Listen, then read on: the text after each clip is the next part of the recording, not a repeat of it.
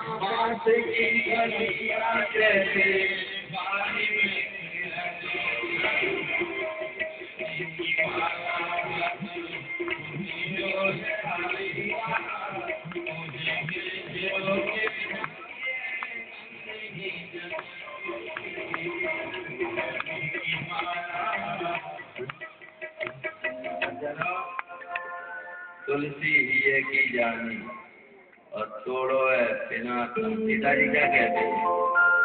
अब पिताजी सबको कहे, ये तो कोमल किशोर दास है।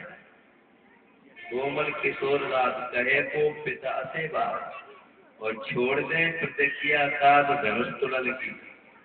जब प्रतिज्ञा कठिन प्रतिज्ञा कर रही है छोड़ का जानते और जो कोमल है जिन पर कैसे टूटेगा? क्या तुलसी ने भाव लिखा है? तुलसी ही की जानी और तोड़वे बिना कानी और बांस की धनुइया जैसे बारे के खिलन। ही धन वायु सुखार जयमाला हाथ में लिए खड़ी है सीता जी। राम ने धन तोड़ दिया। मिथिलावासी क्या कहते हैं? राम लदलुआ कुआरे ही रह जाते। राम ने धन तोड़ा है। हमारी जनक लली ने धनुआ तोड़ा तब राम का विवाह हुआ, नहीं तो राम कुआरे ही रह जाते। राम बरी ये भंजू चापा, राम बरी तब ये भंजू चापा, ये भंजू चापा तब राम बरी। बरसाने वाले क्या कहते हैं?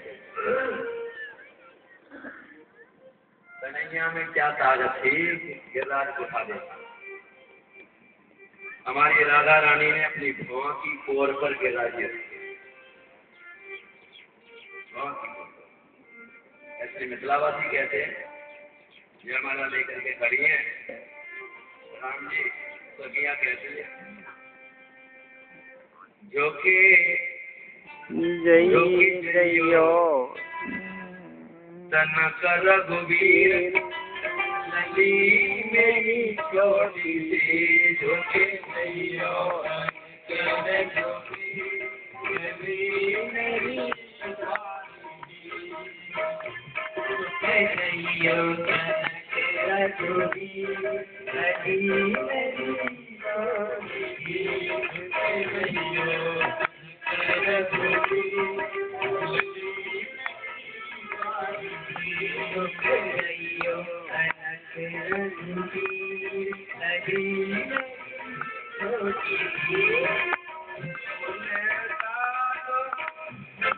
सारिका मारी तुमने साथ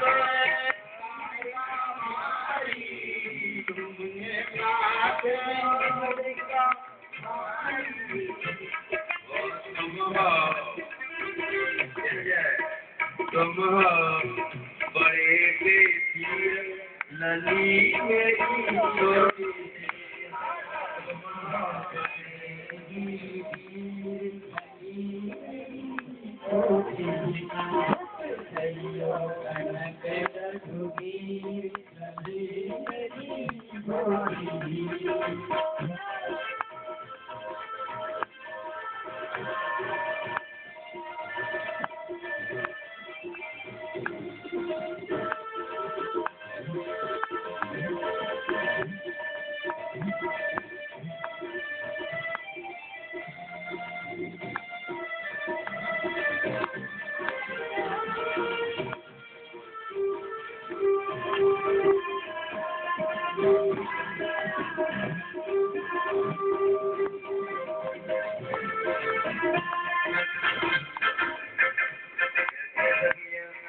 अरे राम जी जाओ ना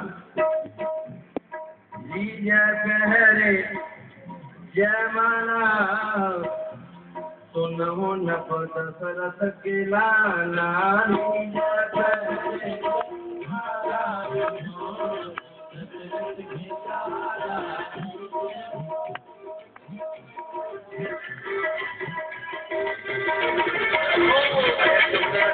दिया है तो क्या बड़ी बात कर दी तो अगले खड़े तोड़े धनुष तो झुकनो पड़े बड़ा सखी से पाला सुनो न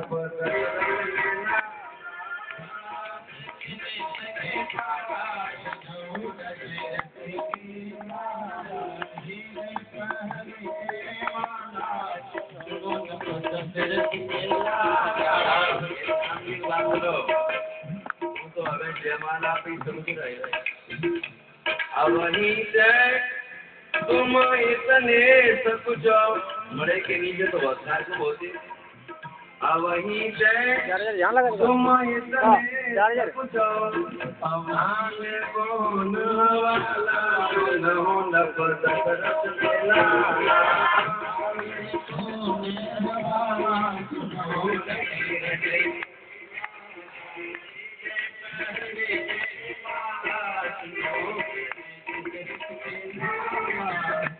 नारायण जो कहे तो मानो नारायण जो कहे तो मानो तुम जिया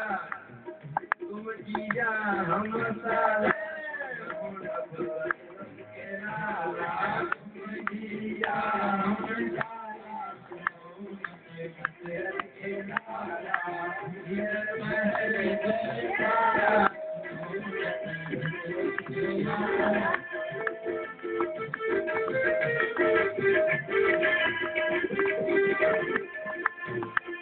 भैया देख रहे थे जगन्नाथ ने भैया ने 10 गुरु सोचा है और सतियां कितनी मिन्नत कर रही हैं और ये झुकाई ना चांद अरे माला पैरवे को तो न दर्शन झुकाने पड़ते हैं ना और भैया तो अगर ही धारी और मेरे भाई ने वो काम करके दिखाया जो त्रिलोकी में कोई नहीं कर सका तो मेरा भी दायित्व बनता है कि भैया की चरण वंदना करने के लिए मैं चलूं। लखनलाल अपने आसन से खड़े होकर के अपने भैया राम जी के चरणों में साष्टांग दंडवत जैसे ही करते हैं। लखनलाल ने विचार किया तो भैया हमें तो उठाएंगे तो हमारी मैया परेशानी बढ़ रही है और वही मारा पे जाएगा। तो लखनलाल जी ने साष्टांग दंडवत किया। राम जी ने झुक करके अपने भैया को जैसे ही उठाया सखियों ने कहा सीता जी काम बन गया डालो जयमाला गले में गिरी तो चलो काम बन गया।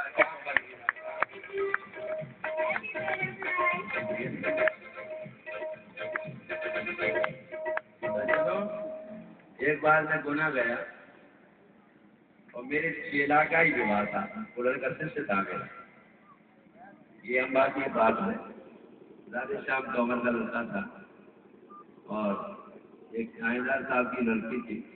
गुरु जी आपको चलना पड़ेगा, वैसे हम बारात कम करते हैं। अब आ तो यह हमारा कार्यक्रम होता है तो पहले माला कौन डालता है भाई बताइए? लड़की डालती है। तो क्या हुआ, लड़की लड़का खड़े हैं, माला दोनों के हाथ में है। तो जाने क्या विधि का विधान था, लड़की तो सजवी करी, दोनों लड़का ने मारा लड़की गले में। अब सब अपने लगे कहते हैं गुरु जी तुम्हारा चेला, ये चेला की माला पहना, आपने उसको समझाया नहीं। तो तुम लोगों ने कहा कि नहीं, दोबारा फिर करवाओ, दोबारा फिर करवाओ, दोबारा फिर हुआ, दोबारा फिर हुआ तो दोबारा भी लड़के ने पहली बार फैला। क्या बताएं, 3 बार तक यही बात रहा। तो हमने कहा ये विधि का विधान है, ये विधि का विधान है। ये लड़का अपनी पत्नी का एज ए सर्वेंट रहेगा, एज ए सर्वेंट। महाराज ये लीला हुई, मेरे सामने की बात है, कभी के बेचारे सीधे साधे ऐसे होते। तो चलो बोलिए वृंदावन बिहारी लाल की जय। चलो अब तो मंडप दशरथ जी के लिए पत्र पहुंचा गया है, तुम्हारे 2 बेटे और हैं, बारात लेके आइए। हमारे 4 बेटियां हैं, 2 बेटे तो आपके हमारे यहाँ हैं, और गुरु जी को लेके बारात सजा के आओ। दशरथ जी बारात सजा के आए, चारों भाई आ गए मंडप के नीचे, और विधिवत मिथिलापुरी में चारों भाइयों का विवाह होता है। लखनलाल जी कहते हैं, लखनलाल जी और भक्त शत्रुघ्न कि भैया एक बात सुनो, ये बढ़िया काम रहो कि बड़े भैया के संग ही अपने ब्याह है रहे, ब्याह के बड़े झंझट होता है। बड़े भैया जैसे करते चला मड़े के नीचे तैसे अपन करते चलेंगे, अपन को तो कुछ आगे करने की जरूरत ही नहीं। हाँ बात ये तो सही है। विवाह हो गया मंडप के नीचे, कहीं न जाएगी तो गाय धोई, महाराज बड़ा कन्यादान हो गया, विधिवत थोड़ी कथाएं सज्जनों, राम कथा हो तो ज्यादा विस्तार से करें सज्जनों। अब जो है विवाह हो जाने के उपरांत में क्या होता है, कुछ सब्जियां करती हैं, दूल्हा को ले जाती हैं अंदर। क्या होता है उससे क्या बोलते हैं? खीर होती है कुछ, क्या नहीं विवाह नहीं हुआ सबका, दूधा भात, दूधा भात की होती है, दूधा भात। सखियां आ गई, सखियों ने क्या किया, खीर लेके आ गई, सोने की कटोरा। मंडप के नीचे राम जी की तरफ खीर का चम्मच लेकर के राम जी के मुंह की तरफ किया पाव से, तो राम जी अपने मुंह को बगल को कर देते, खीर को मुंह में नहीं लिया। जब राम जी ने नहीं लिया तो बदन क्यों लेंगे, भक्त क्यों लेंगे, शत्रु क्यों लेंगे? सखियां कहती हैं, अरे बहन कि हाँ बहन ये खीर मुंह में क्यों नहीं ले रहे, हमको नहीं पता है बहन। अरे बहन कुछ मत पूछो, इनके यहाँ न जाने क्या लीला है अयोध्या में कि जिनकी रानी महादारी खीर खाओते तब जिनके बच्चा पैदा होता है। तो जिन्हें जी डर लग रहा होगा कि खीर खाए कि हमारे में गड़बड़ी रह जाए, कहूँ कि जिनके यहाँ मानदाता ऐसे ही पैदा भाई पानी पी लो ना, मजाक कर रहे हैं। रानी के लिए जल था और पी गया राजा, और राजा के गर्भ पानी पीने से। तो ये खीर खाने से कहीं गर्भ स्थापित नहीं हो जाए, इसके ईश्वर की वजह से और खीर नहीं खाते हैं, और सखियां आती हैं और राम के रुमाल मुँह दे करके मुस्कुराते हैं। इसके बाद सखियां कहती हैं, एक बात सुनो बहन इधर आओ, अब तो अपने हाथ में जी जितने चाहे पत्थर की शिलाकारी हो, गजूदारी हो, हमारे यहाँ तो हमारे बस में रहेगी, हमारी मिथिलापुरी में। अब कहती है सखियां, देखो बहन एक काम करो कि जब हमारी चारों सखियां जाएंगी अयोध्या में बहुरानी बन के, तो जब मड़ई के नीचे ऐसा विधान करवाए दो कि जिनके पति जिनके पीछे पीछे फिर करें, ऐसा ही विधान होता है, पीछे पीछे फिर करें। तो चलो तो क्या करोगे, कि करने की क्या बात है, सीता जी की चप्पल में की पूजा करवाएंगे और पूजा कर देंगे तो ये पीछे पीछे बढ़ेंगे और हमारी बहनें और अपन आराम करेंगे, ठीक है। तो क्या किया महाराज, सोने के थाल में सीता जी की चप्पलें बढ़िया मखमली कपड़े से ढक करके सतियां लेके आ गई। हमारे श्रीमन नारायण जी ने जो भक्तमाली जी हैं, क्या बढ़िया भाव लिखा है इसका।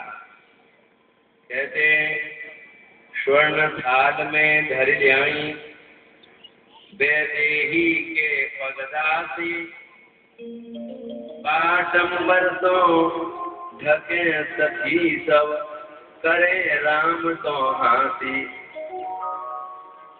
सखियां गई राम जी के सामने, पहले प्रभु राम जी से कहा, देखो तुम्हारी मैया कौशल्या ने अयोध्या से देवता पहुंचा जाए और मड़ई के नीचे में देवतन की पूजा करी जाती, तो तुम पहले चावल फूल वगैरह और भोग लगाओ, उन्हें आरती करो, ठीक है नहीं, और प्रणाम करो, ताकि बाद तुम्हें दर्शन करावेंगे देवतन के।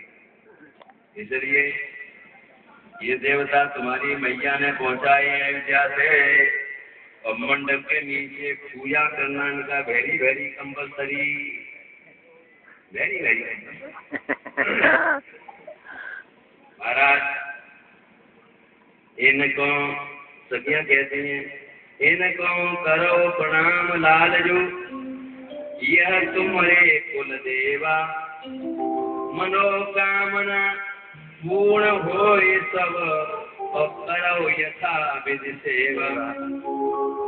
चाहे मन की इच्छा सब पूरी हो जाएगी राम जी उनकी पूजा करते ही। तो राम जी कहते हरि कथियो बोले प्रभु पर देखी बातें हम कैसे सच माने। या पर्दा में देवी है कि देवता है भैया, कोई जब कोई ना पढ़ो हमें तो हम सच कैसे मान जाए। बोले प्रभु पर देखी बातें हम कैसे सच माने, ऐसे भोले नहीं नवे जो बिन जाने पहचाने। राम जी ने मना कर दिया कि हम भैया से पूजा हम करने वाले नहीं, तुमने ऐसे सुंदर देवता को न रूप देखो न रंग देखो, दर्शन भय नहीं, दोनों पूजा करूँ तो ये हम ऐसा हम नहीं करेंगे।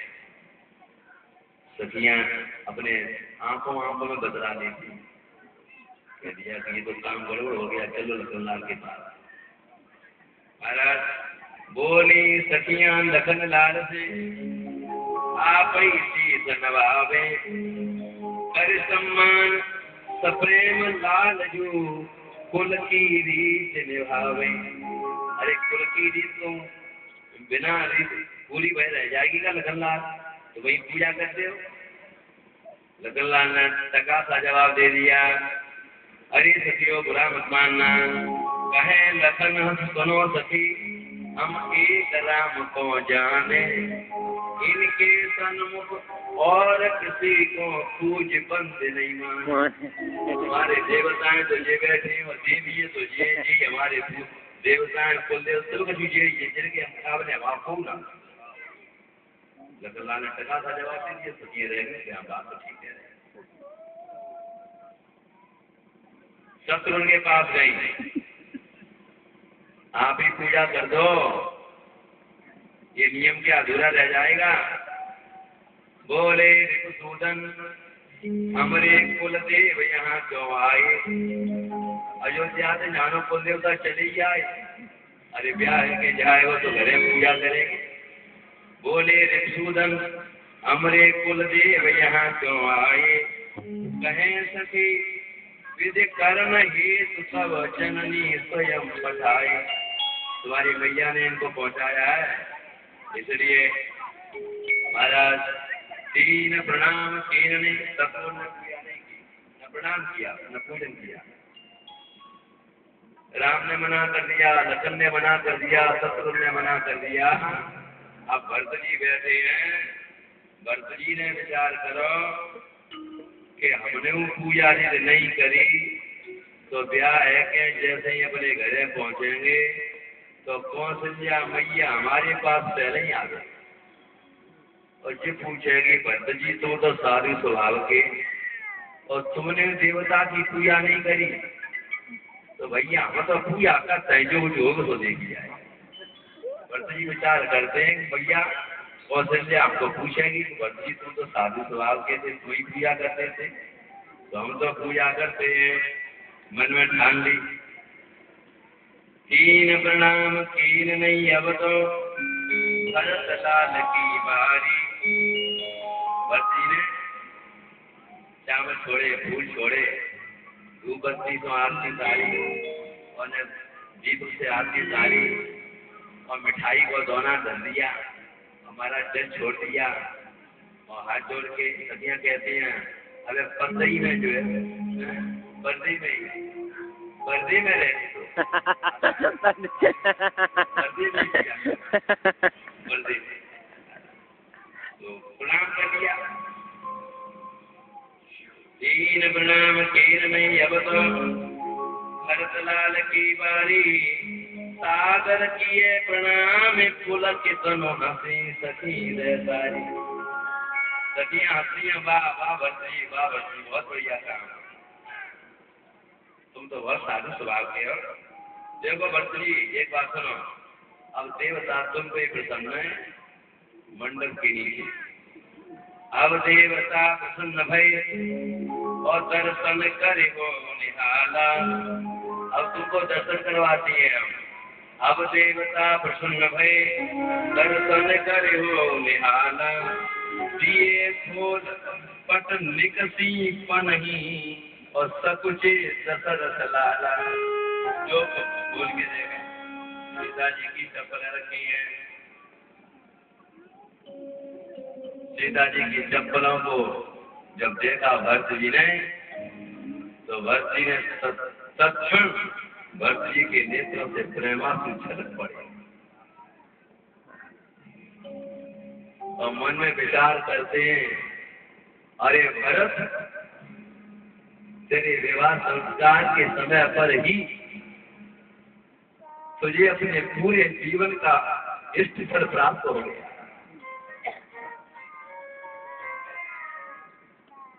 भरत जी क्या कहते हैं सीता मैया की चप्पलों को लेकर के दर्शन नहीं किया दौड़ करके भरत जी ने सीता जी की चप्पलों को लेकर के माथे से लगा दिया माथे से लगा के विरामा कुशल करके बढ़ती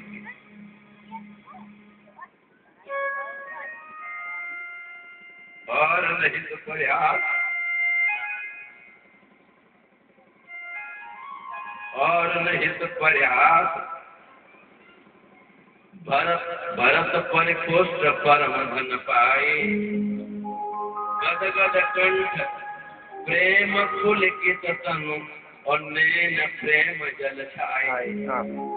भरत जी क्या कहते हैं मोरे शरण राम की पनही मोरे शरण राम की पनही और सुदृढ़ भाव मन माही मेरे जान राम सीता में रंचौअंतर।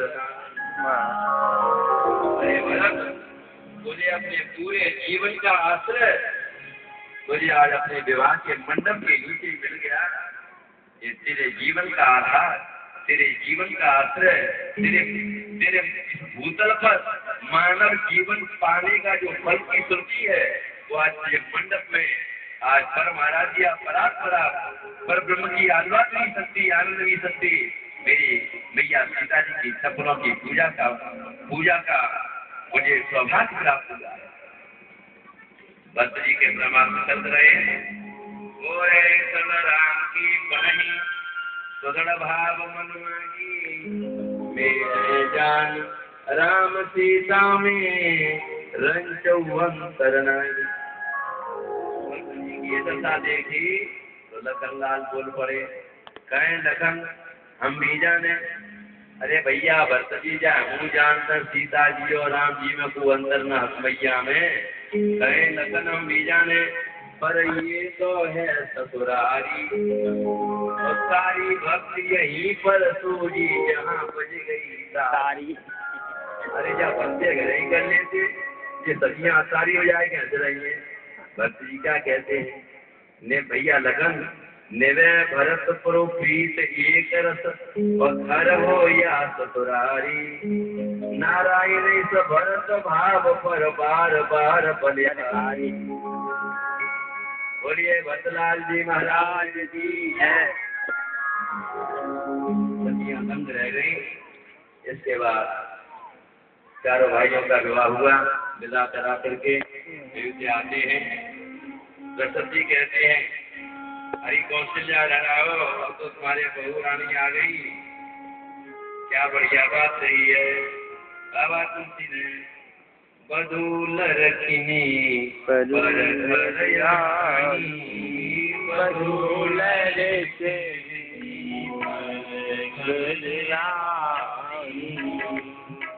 बधूल रखनी पर घरयानी, बधूल रखनी पर घरयानी, राखो ने पलनी राखो ने पलनी। बढ़िया बात कही है दशरथ जी ने। सास बहू के झगड़े,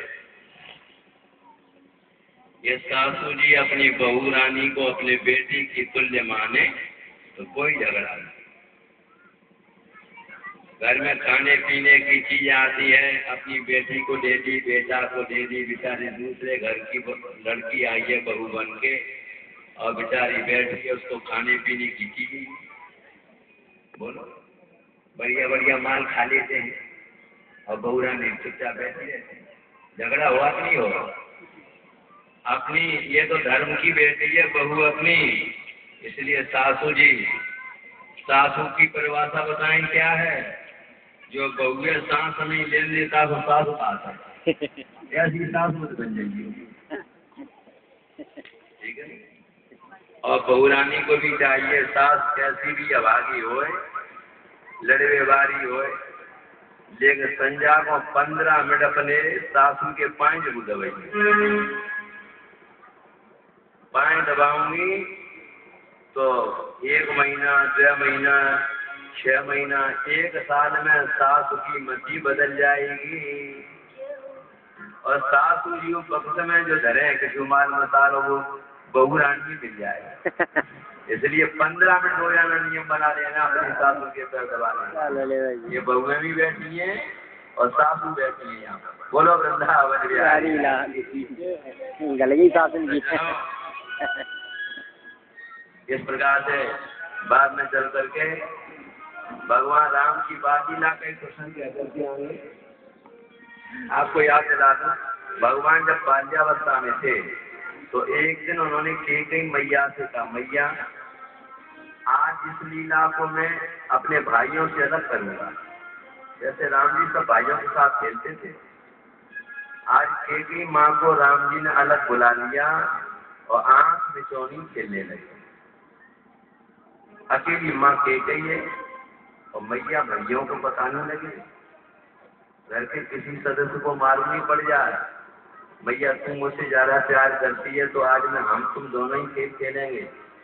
नाचे नंद लाभ नचावे हरि की मैया मैया, ठीक है। राम जी ने जाकर के कैकेयी मैया के पीछे से जाकर के आंखें बंद कर ली। कैकेयी कहती है, बेटा राम मेरे नेत्र खोल। राम जी कहते, नहीं मैया मैं नहीं खोलूंगा। क्यों? यही तो बात है, मैं खोलूंगा ही नहीं, मुझे तो बहुत अच्छा लग रहा है। अच्छा तो कैसे भी खोलेगा तो जरूर यहाँ खोल लूंगा मैं। बोल। तो मैया ये बता जो हम मांगेंगे वो तुम मुझे दे देगी। तो कैकेयी कहती, मेरा बेटा राम जो मुझसे मांगेगा मैं वह दे दूंगी।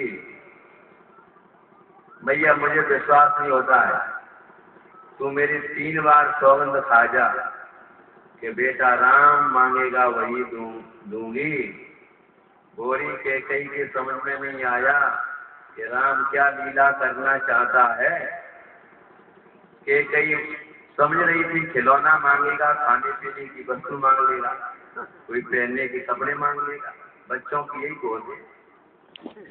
तो कैकेयी कहती है बेटा राम मैं तेरी 3 बार सौगंध खा के कहती हूँ, मेरा बेटा राम जो मांगेगा वही दूंगी। रामी ने तत्काल जो आंखें बंद किए थे हाथों से खोल दी। पीछे खड़े थे आगे आ गए। आगे आके कहते हैं माँ माँ सावधानी से सुनना, भयभीत मत हो जाना।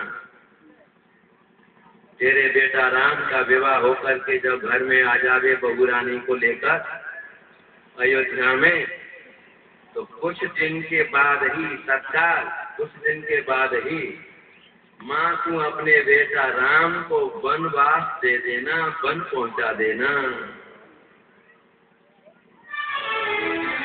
इस बात को सुनकर के कैकेयी धड़ाम से गिर पड़ी, मूर्छित हो गई।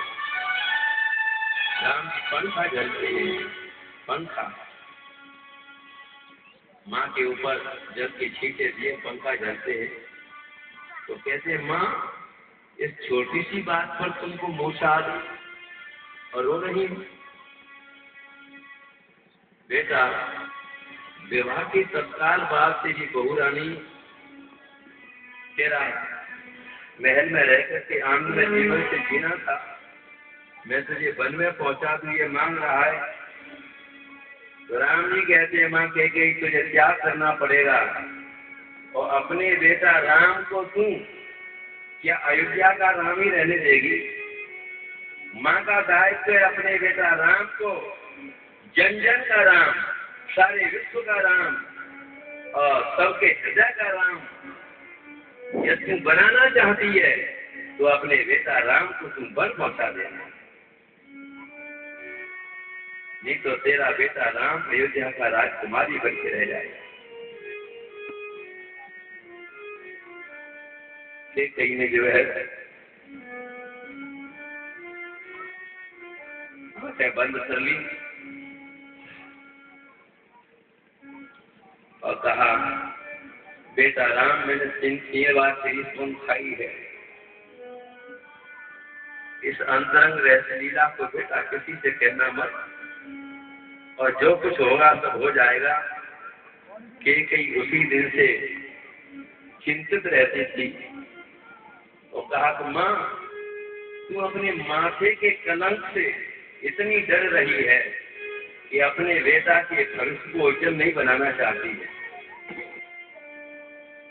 कैकेयी कहती है बेटा राम जा मैंने तुझे वचन दिया, मैं तुझे जन जन का सबका हृदय का राम बना दूंगी। तो मेरा नाम कैकेयी नहीं, मैं भले ही मेरे माथे पर कलंक का टीका हो जाए। कैकेयी ने राम को वनवास पहुंचा दिया। लोग मुझे अभागी कहें सहन कर लूंगी, ये मैं अपने बेटा राम को सबके हृदय का राम बनाऊंगी। इस बात को राम जी जानते हैं, मां कैकेयी जानती है। सज्जनों ये कथा मिलती है जब कैकेयी का विवाह नहीं हुआ था, अपने पिता के घर में थी, तो कैकेयी बड़ी नटखटी थी और बड़ी लड़ाकू थी। घोड़े पर बैठना और तलवार चलाना ये कैकेयी के बड़े बड़े राजे महाराजे नहीं चला पाते।